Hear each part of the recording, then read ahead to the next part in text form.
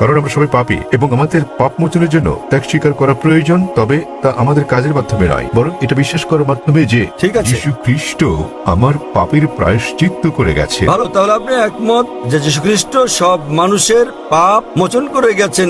আপনি কি ব্যাপারে একমত? হ্যাঁ, যারা ঠিক আছে, তাকে বিশ্বাস ঠিক করে। আছে। তাহলে ধরুন আপনার মতো একজন খ্রিস্টান যে যীশু খ্রিস্টকে বিশ্বাস করে, সে আপনার স্ত্রীকে ধর্ষণ করলো, তাহলে কি সে স্বর্গে না নরকে যাবে? মাফ করবেন। যদি একজন খ্রিস্টান এসে আপনার স্ত্রীকে ধর্ষণ করে, যে বিশ্বাস করে যীশু খ্রিস্ট তার পাপের জন্য মারা গেছেন, তাতে যে পাপই করুক না কেন তার পাপ মোচন হয়ে গেছে। তো না। যীশু খ্রিস্ট যদি তার পাপের জন্য মারা গিয়ে থাকেন, এর অর্থ সব খ্রিস্টান পুরুষরা নারী ধর্ষণ করলে কোনো পাপ হবে না? না, কখনোই না।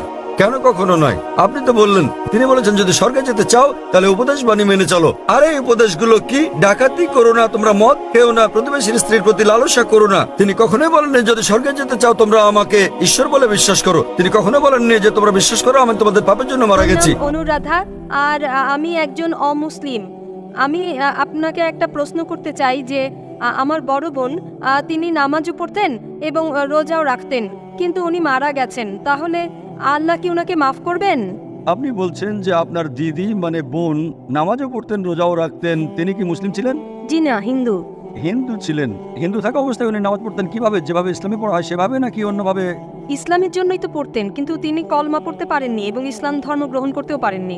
আপনি বলতে চাচ্ছেন যে তিনি নামাজ পড়তেন, রোজাও রাখতেন, কিন্তু কলেমা পড়তে পারেননি, তাই? তাহলে তিনি কি জান্নাতে যাবেন? বোন, ইসলাম ধর্মে লোকজনের সামনে সাক্ষী দেওয়াটা জরুরি না।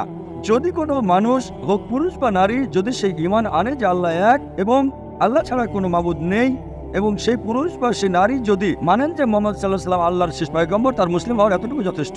যেভাবে হিন্দু ধর্মে সুতাবাতা বা গঙ্গা জলে ডুব দেওয়া আছে বা খ্রিস্টান ধর্মের নিয়ম আছে, সেরকম কোনো নিয়ম ইসলাম ধর্মে নেই। এটা স্বয়ং সেই ব্যক্তি এবং আল্লাহর মধ্যে সীমাবদ্ধ। তার জন্য মানুষের সামনে স্বীকার করাটা জরুরি নয়। যদি তিনি ভয় পান যে মানুষ যদি জানে তিনি মুসলিম হয়েছেন তাহলে তার জীবন হুমকির মধ্যে পড়বে, তাহলে তিনি যদি বিষয়টা লুকিয়ে রাখেন, মানুষের সামনে প্রকাশ না করেন, তারপরেও তিনি মুসলিম, যেহেতু আপনি জানতেন যে তিনি নামাজ পড়তেন, তাই আমার মনে হচ্ছে সম্ভবত তিনি মুসলিম ছিলেন এবং আপনাকে এটা বলেননি যে তিনি বিশ্বাস করতেন আল্লাহ এক, তিনি ছাড়া আর কোনো মাবুদ নেই, এবং মোহাম্মদ সাল্লাল্লাহু আলাইহি ওয়াসাল্লামকে বিশ্বাস করতেন আর নামাজ পড়তেন, রোজা রাখতেন। তাই আমার মনে হচ্ছে যদি তিনি বিশ্বাস করে থাকেন আল্লাহ এক, আল্লাহ ছাড়া আর কোনো মাবুদ নেই এবং মোহাম্মদ সাল্লাল্লাহু আলাইহি ওয়াসাল্লাম তার শেষ পয়গম্বর, তাহলে ইনশাআল্লাহ আমার মনে হয় তিনি মুসলিম ছিলেন এবং ইনশাআল্লাহ আমি যা জানতে চাই, কেন খ্রিস্টানরা জানে না যে মুহাম্মদ সম্পর্কে বলা হয়েছে বাইবেলে?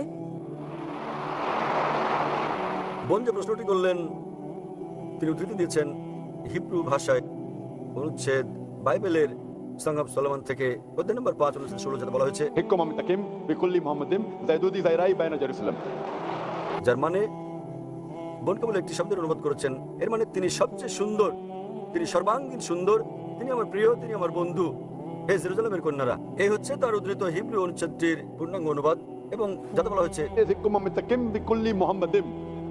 মুহাম্মাদিম সেমেটিক ভাষায় যখন আপনি সম্মান দেখান তখন আপনি তাতে ইম লাগান, যেমন এলা ঈশ্বরকে বোঝায়, এলোহিম হচ্ছে ঈশ্বর প্রতি সম্মান। একই জিনিস মুহাম্মাদের নামে সাল্লাল্লাহু আলাইহি সাল্লাম তারা ইম যোগ করে এবং এর মানে এতে বলা হয়েছে মুহাম্মাদিম।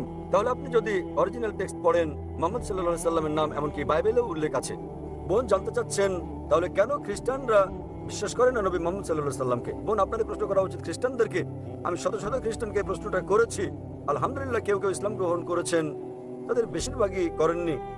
তাই আমি আপনার সঙ্গে একমত যে নবী মুহাম্মদ সাল্লাল্লাহু আলাইহি সাল্লামের নাম বিশ্বের প্রধান প্রধান ধর্মগ্রন্থের বেশিরভাগই উল্লেখ করা আছে, বাইবেল সহ।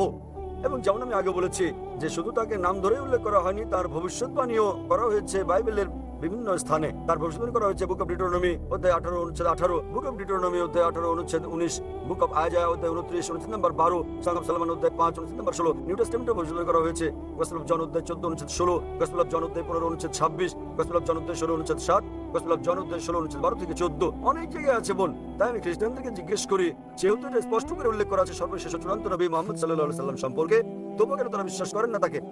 সেসব খ্রিস্টান যারা আসলে অধ্যয়ন করেন এবং বিশ্লেষণ ও গবেষণা করেন, আলহামদুলিল্লাহ তারা গ্রহণ করেন ইসলাম। অন্যরা যারা সত্যকে গ্রহণ করতে চায় না এবং বলে ও আমি খ্রিস্টান আছি 40 বছর ধরে, এখন আপনি চান যে আমাকে আমার ধর্ম বদলে ফেলতে হবে, তাই তারা ভীত।